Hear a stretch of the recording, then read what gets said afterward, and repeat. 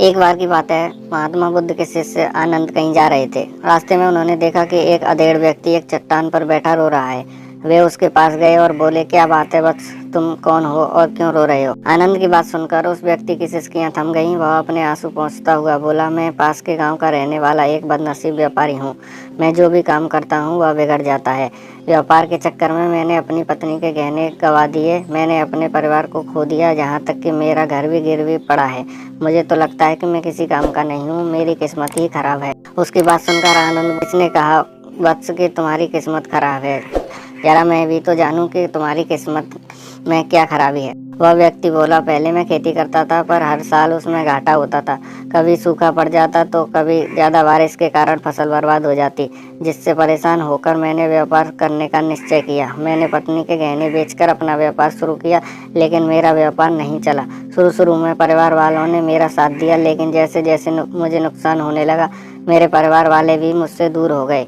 मैं यह सब उनके लिए ही कर रहा था, लेकिन अब वे लोग मुझे देखकर नजरें फेर लेते हैं और मुझे ही मेरे परिवार की दुर्दशा का जिम्मेदार ठहराते हैं। उस व्यक्ति ने एक लंबी सी सांस ली और फिर बोला, मेरा एक मित्र है, उसने भी मेरे साथ अपना व्यापार शुरू किया था। उसका व्यापार अच्छा चल रहा है। वह जब भी मेरे घर आता है तो अपनी सफलता की कहानियाँ सुनाता है। उसकी बातें सुनकर मेरे घर वाले भी कहते हैं कि उसे देख और कुछ सीख। हमें तो लगता है कि तेरे बस का कुछ भी नहीं है। उन लोगों की बातें सुनकर अब तो मुझे भी लगने लगा है कि शायद मेरे बस का कुछ भी नहीं है। अब तो मुझे अपना जीवन ही व्यर्थ लगने लगा है। मेरे मन में ख्याल आता है कि अपना जीवन समाप्त कर लूं।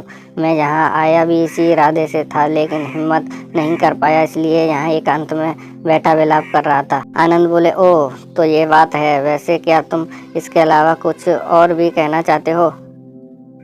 उनकी बात सुनकर वह व्यक्ति बोला, एक और मेरा हर काम खराब हो जाता है, दूसरी ओर मेरा मित्र है जो हर समय मुझे नीचा दिखाने का प्रयत्न करता रहता है। मुझे समझ में ही नहीं आता कि मैं क्या करूं। आनंद बोले, क्या तुम अपने मित्र की बातें सुनकर दुखी हो जाते हो?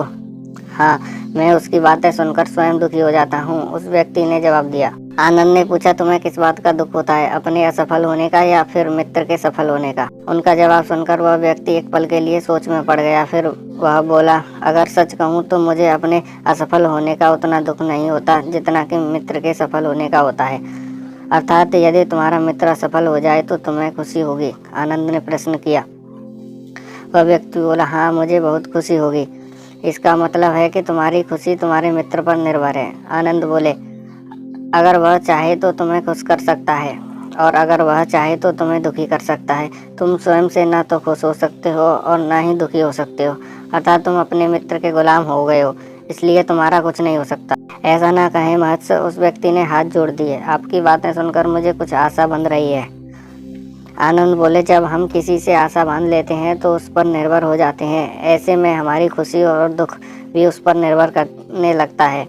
इससे बेहतर है कि तुम अपने आप से आशा बांधो। जब तुम ऐसा करोगे, साथ ही पूरे जतन से काम करोगे, तो तुम्हें सफलता अवश्य प्राप्त होगी। कहते हुए आनंद ने एक पल के लिए उस व्यक्ति की ओर देखा, फिर अपनी बात आगे बढ़ाई। तुम्हें लगता है कि तुम्हारा मित्र तुम्हें दुखी करने आता है, पर अगर विचार करो तो वह बातें तो सच्ची ही कहता है।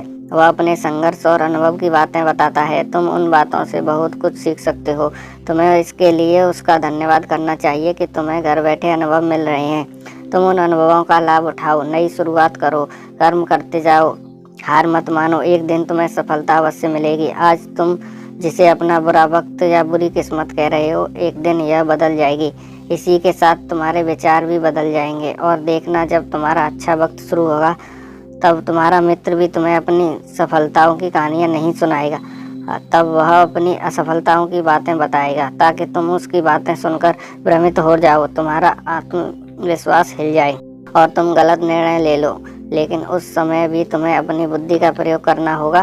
तुम्हारा मित्र जैसे आज तुम्हें दुखी करने आता है, उसी तरह उस समय भी वह तुम्हें दुखी करने आएगा, क्योंकि जिस तरह उसे दुखी देखकर तुम्हें मजा आता है, उसी तरह उसे भी तुम्हें दुखी देखकर उतना ही मजा आता है। वह व्यक्ति बोला, आपने सही कहा, लेकिन मेरा सबसे बड़ा दुख यह है कि मेरे परिवार के लोग भी इसमें शामिल है। वास्तव में मैं तो अपने परिवार के लिए अच्छा करना चाहता था, लेकिन वे लोग भी मेरी बात नहीं समझते हैं। वे भी मुझे गलत कहते हैं और अब तो वे मेरे साथ भी नहीं है। आनंद बोले, मैं समझ गया, तुम सांत्वना चाहते हो। वास्तव में इस दुनिया में सभी लोग सांत्वना ही चाहते हैं। हम चाहते हैं कि हम सब जब भी कुछ करें तो लोग हमारी प्रशंसा करें, लेकिन आमतौर से ऐसा नहीं होता है, इसलिए हम दुखी हो जाते हैं। हमें लगता है कि हमारे मित्र परिवार वाले सब मतलबी हैं, लेकिन तुम अगर किसी को अपना परिवार मानते हो और उसके लिए कुछ करना भी चाहते हो तो तुम्हें ऐसा क्यों लगता है कि तुम दूसरों के लिए कुछ कर रहे हो? वास्तव में तुम अपनी खुशी के लिए कर रहे हो। इसलिए परिवार के लिए कुछ करना वास्तव में अपने लिए ही करना होता है। लेकिन अगर ऐसा करते समय तुम्हें लगता है कि तुम दूसरों के लिए कर रहे हो तो तुम दुखी रहोगे, और अगर तुम्हें लगता है कि तुम अपने लिए कर रहे हो तो तुम खुश रहोगे, क्योंकि जब तुम अपने लिए कुछ अच्छा करते हो या करना चाहते हो तब तुम्हें सांत्वना की जरूरत नहीं पड़ती है। आनंद की बातें सुनकर उस व्यक्ति के चेहरे के भाव बदल गए। वह बोला, आप सही कह रहे हैं, मैं समझ गया हूँ। अब तक मेरी किस्मत खराब इसलिए थी क्योंकि वह दूसरों के हाथ में थी। अब मैं अपनी किस्मत को अपने हाथ में रखूँगा। मैं फिर से प्रयत्न करूँगा, पूरे मन से काम करूँगा, और जब तक सफलता नहीं मिल जाती चैन से नहीं बैठूँगा। उस व्यक्ति की बात सुनकर आनंद मुस्कुराए और उसे एक छोटी सी डिबिया देते हुए बोले, इस डिबिया में हमेशा अपने पास रखना। इसमें एक ऐसा राज है जो तुम्हें बड़े से बड़े दुख से भी बाहर निकाल लेगा। लेकिन इसे तभी खोलना जब तुम्हारे जीवन में कोई रास्ता ना सुझाई दे और तुम्हें लगे कि सब व्यर्थ है, इस दुनिया व्यर्थ है और यहाँ रहना भी व्यर्थ है। उस व्यक्ति ने आनंद को धन्यवाद दिया और डिबिया को लेकर चला गया। उसने नए उत्साह के साथ फिर से अपना व्यापार आरंभ किया। उसका व्यापार चल निकला।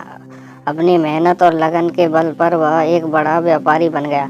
परिवार वाले भी उसके साथ आ गए और उसका जीवन हंसी खुशी बीतने लगा। अब वह भूतकाल का रोना छोड़ चुका था।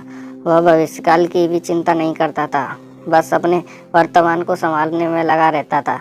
और जो कुछ भी वह करता वह अपने लिए करता, अपनों के लिए करता, इसलिए वह प्रसन्न था। उसके जीवन में अब कोई दुख नहीं है। लेकिन वक्त हमेशा एक जैसा नहीं रहता, वह बदलता रहता है। उसके जीवन में भी बदलाव आया। एक दिन उसके राज्य पर पड़ोसी राज्य ने चढ़ाई कर दी। उसने इस राज्य पर अपना कब्जा कर लिया। उसके सैनिकों ने चारों ओर लूटमार मचा दी। उन्होंने व्यापारी का सारा धन लूट लिया, उसके घर में आग लगा दी। जान बचाने के लिए उसे अपने परिवार के साथ वहां से भागना पड़ा। वह व्यक्ति अपने परिवार के साथ कई दिनों इधर उधर भटकता रहा। वह दाने दाने को मोहताज हो गया। उसका बच्चा बीमार हो गया। इलाज के अभाव में वह तड़पने लगा। यह देखकर उसका हृदय चित्कार कर उठा। वह कैसे अपने बच्चे का इलाज कराए? उसके पास तो खाने के लिए भी पैसे नहीं थे। ऐसे में उसे एक बार फिर निराशा से घेर लिया। उसे लगने लगा कि उसका जीवन व्यर्थ है, सारी दुनिया व्यर्थ है, किसी भी बात का कोई मतलब नहीं है। भले ही आप जीवन में कितना भी कुछ कर लो, कितनी भी सफलता हासिल कर लो, पर अंततः यह जीवन समाप्त ही होता है। तो फिर ऐसे में जीवित रहने का क्या फ़ायदा? इससे तो अच्छा है कि वह अपना जीवन समाप्त कर ले।